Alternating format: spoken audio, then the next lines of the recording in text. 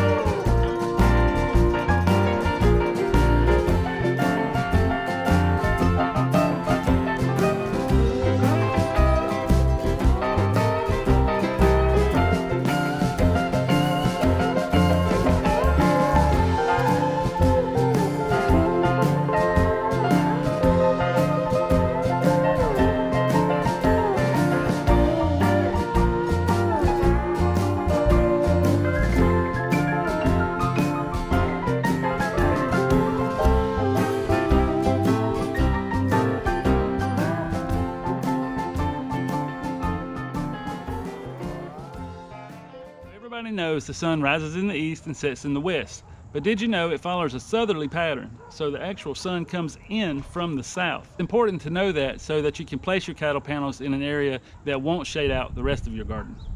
Well guys, there you go. I'm putting up cattle panels so I can go vertical and across and make the most out of my garden space. But as you can see, I planned on putting 3 cattle panels in that last bed, but only 2 would fit. So I had to come up with something else to do, and I sat down and made a plan, and this is what I decided. We'll see how it works, and the beauty of cattle panels is you can always move them.